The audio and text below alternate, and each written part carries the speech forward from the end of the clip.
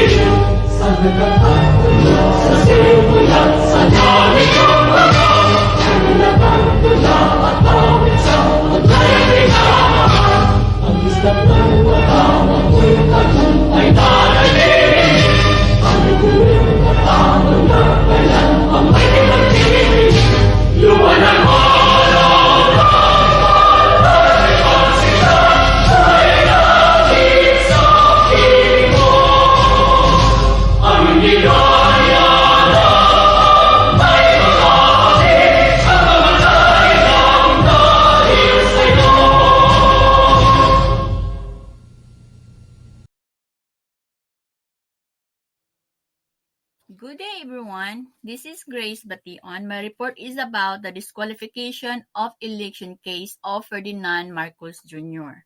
Who is Ferdinand Marcos Jr.? Ferdinand Marcos Jr. is the eldest son of the late former President Ferdinand Marcos Sr. and First Lady Imelda Romualdez Marcos. He was born on September 30, 1957. He studied his elementary at La Salle Green Hills and finished his secondary education at Worth School in Sussex, England.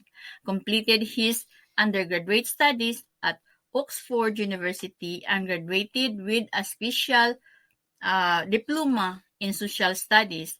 He also earned units in business administration at Wharton School of Economics, University of Pennsylvania.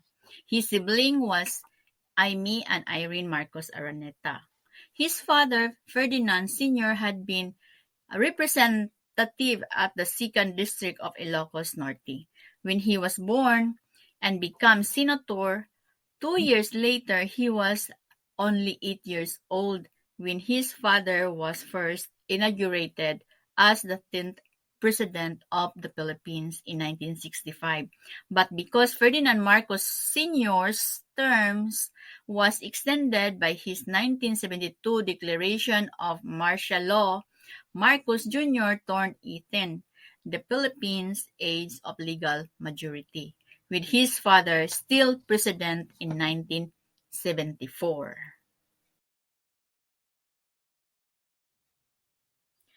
Ferdinand Marcos Jr. is married to Luis Araneta Marcos, with whom he has 3 sons, Ferdinand Alexander, Joseph Simon, and William Vincent. He became a representative in Congress of Ilocos Norte in 1992 to 1998, and then as a governor of the province of Ilocos Norte 1998 to 2007, and again as a representative from 2007 to 2010, senator from 2010 to 2016, before running as a vice president in the 2016 national elections. As a governor of Ilocos Norte, the renewable wind power network in the province was established. The principal defense of Ferdinand Marcos Jr. in the disqualification case is that his conviction for violation of the tax code is merely for non-filing of his income tax return from 1982 to 1985 and not for non-payment of income taxes. Marcos Jr. defender claims that the non-filing of his income tax return did not involve moral turpitude, as there was no tax evasion. They assert that Marcos Jr. Fully paid his income taxes from 1982 to 1985 under the withholding tax system, which applied to his salaries as vice governor and later as governor of Ilocos Norte.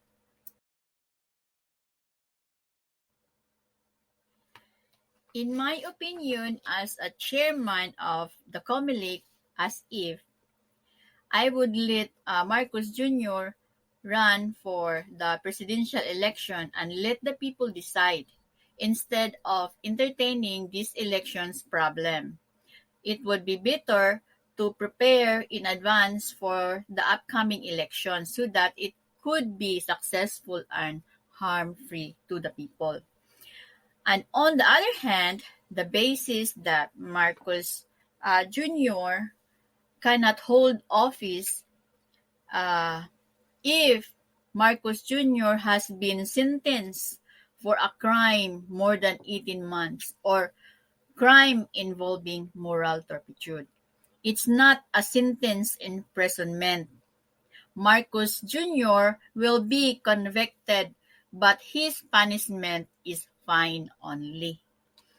If Marcos Jr. did not file falsely, it's not involving a moral turpitude because there is no fraud.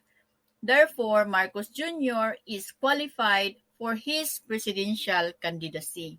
The fault of late President Ferdinand Marcos Sr. cannot be passed through to his son Ferdinand Marcos Jr.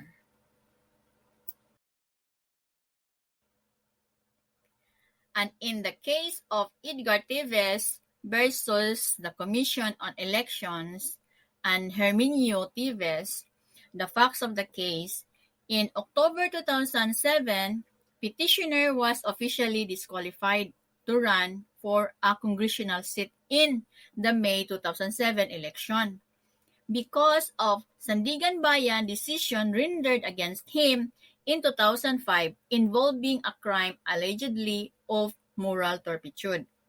The COMELEC likewise rendered the issue raised by petitioner as moot since the latter lost in the said election. Issue: whether or not there was abuse of discretion amounting to lack or access of jurisdiction when COMELEC disqualified petitioner in view of the petitioner's conviction. The ruling: the court ruled that the crime for which petitioner was convicted in Sandigan Bayan in 2005 did not involve moral turpitude. Thank you and have a good day.